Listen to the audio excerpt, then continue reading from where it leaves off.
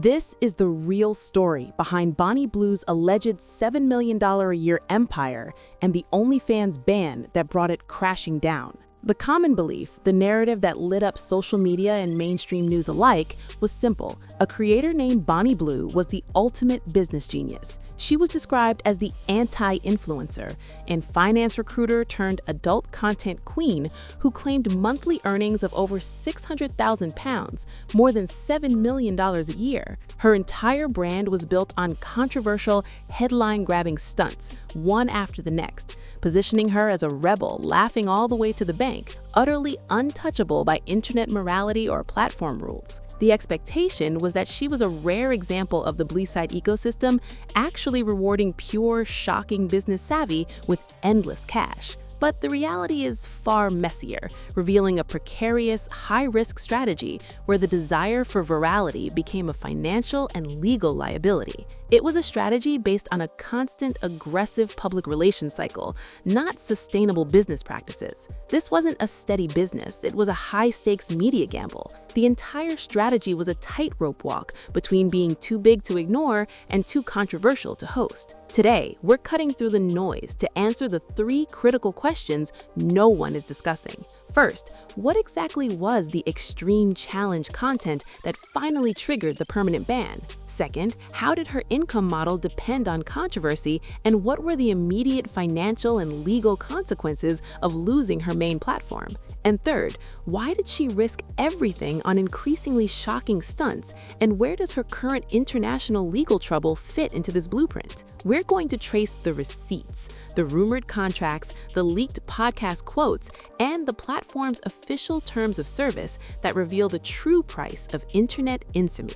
The most shocking element of this entire drama is not the content itself, but the immediate, crushing financial fallout. And that begins with her alleged £600,000 per month revenue claim, which was the absolute core of her brand. According to multiple reports in outlets like The Sun and Hindustan Times, in June 2025, she was making this astonishing figure from the Bluesite. Now, let's break down the business reality. To hit that number, she would have needed thousands upon thousands of subscribers paying the monthly fee and spending huge amounts on pay-per-view and tips. The shocking part is that this colossal seven-figure revenue stream was based almost entirely on a content model that was, by design, in direct violation of the platform's terms of service and built on a constant stream of media attention.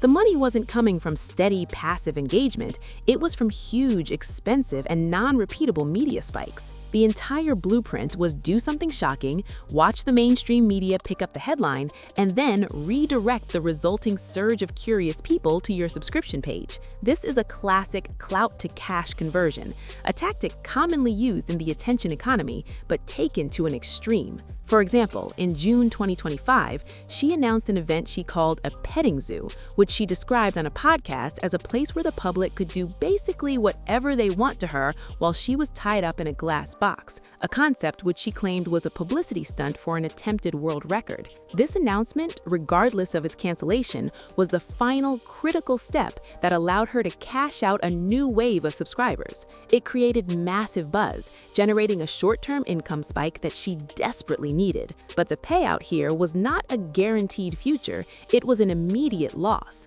The next day, the Bluesite reportedly issued a permanent ban, citing a violation of its policy against extreme challenges and events that promote potentially harmful or abusive situations. Overnight, the platform that was allegedly generating £500,000 a month was gone. This sudden financial cliff edge demonstrated that her alleged earnings were based on a strategy that was inherently unsustainable and highly vulnerable to a single policy change. The sheer volatility was the actual price of her virality. This brings us to the most volatile part of the story, the actual extreme content that finally crossed the line. The creator's public persona was founded on what she called authentic adult work with people outside the industry, often described by her as everyday guys. This included content allegedly created during events like Schoolies Week in Australia and Freshers Week in the UK, which she detailed on multiple interviews and on her own platforms. These events and the content that resulted from them drew severe public scrutiny, with many critics, including fellow creators and legal experts, calling her behavior exploitive and accusing her of manipulating young, often inebriated men into filmed industry work. She was using her status and the promise of attention or content for money, creating a highly volatile situation ripe for future legal challenges from the participants themselves. Crucially, the line was crossed not by the actual adult work that the platform hosts, but by her constant escalation for views and the promotion of activities that were arguably non-consensual in nature, or at the very least, exploitative. The petting zoo was the final, unignorable flashpoint because it publicized a potentially dangerous scenario. The Blue Site's acceptable use policy explicitly prohibits content that is illegal, harmful, threatening, or abusive. While she later claimed the event was a media ploy that she never intended to execute, the announcement itself, widely reported by the media she courted, was deemed a violation for promoting what many saw as dangerous and non-consensual themes. It was a self-inflicted wound, a calculated risk that failed. She gambled on the platform looking the other way because of her immense subscriber profile, and she lost completely. Per reports from the Hindustan Times in June 2025, an official spokesperson from the platform confirmed that her account was deactivated for breaching the terms of service related to extreme challenges. The payout for that stunt was platform exile, forcing her to rapidly migrate her entire subscriber base to an alternative site like Fansly, causing an immediate, severe drop in recurring revenue and an immense churn of subscribers who didn't want the hassle of switching platforms and re-entering credit card details. This migration is where the gap between her alleged income and her actual disposable income became tragically apparent. So why the escalation? Why risk a guaranteed massive income stream for stunts that were clearly in violation of the platform? This is where the industry's clout game meets financial desperation, often fueled by the creator's own management. According to unverified insider reports and commentary from other creators who run similar businesses, the sheer volume of Blue Site content flooding the market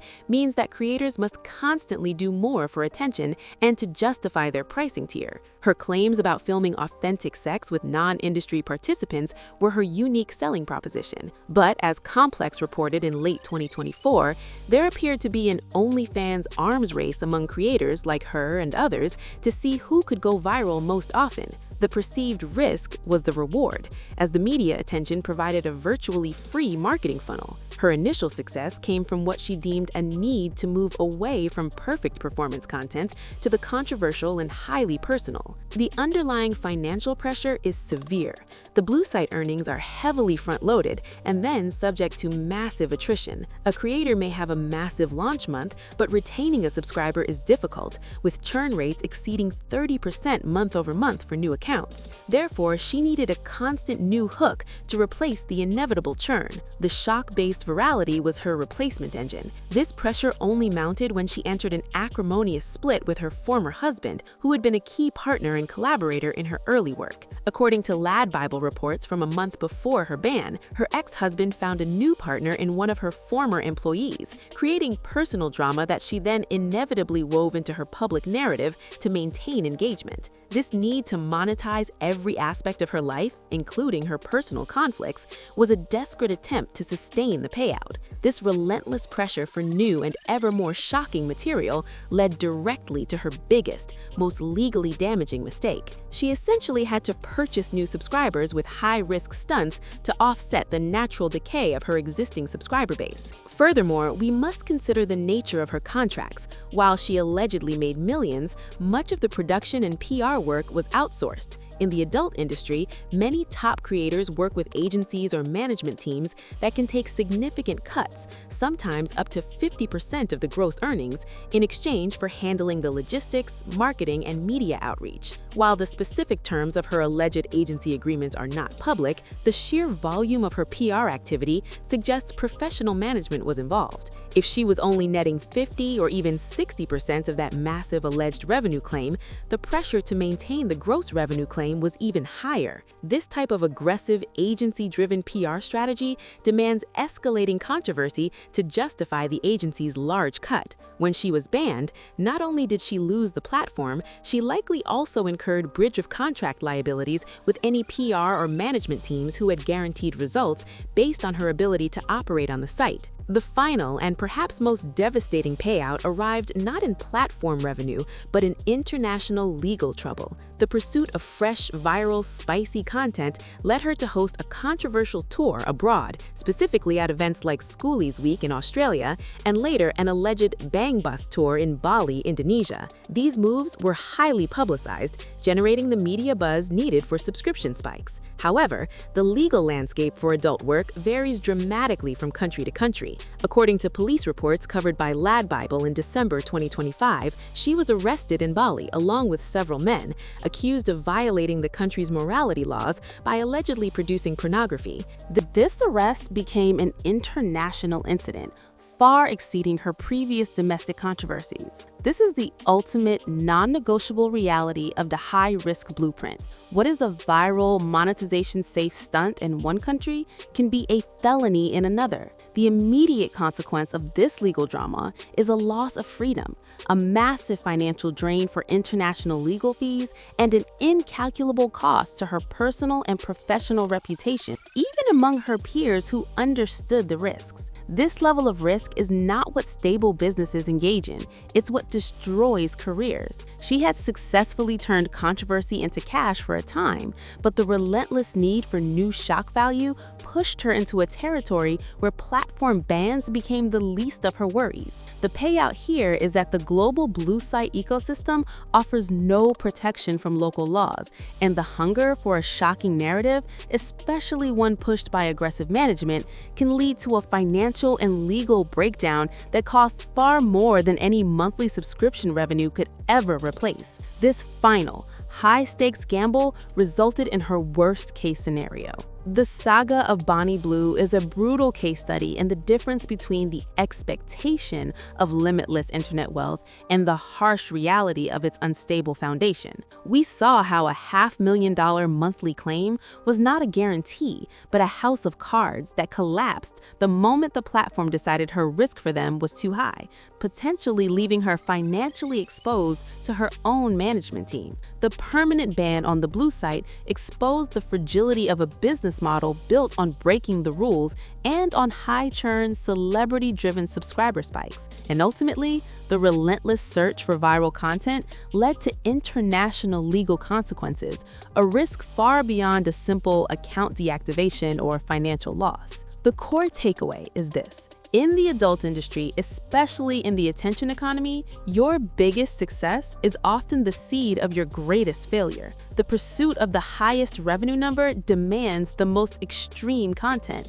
and extreme content is always a legal and contractual liability, particularly crossing international borders. To truly understand the calculated risks and the hidden costs that creators face every day, from predatory agency contracts to international law, you need to go deeper than the headlines. Click on the card on your screen and check out the Velvet Rope Industry Secrets playlist. It's the essential next step to grasp the real game behind the curtain and see what happens when the cameras stop rolling.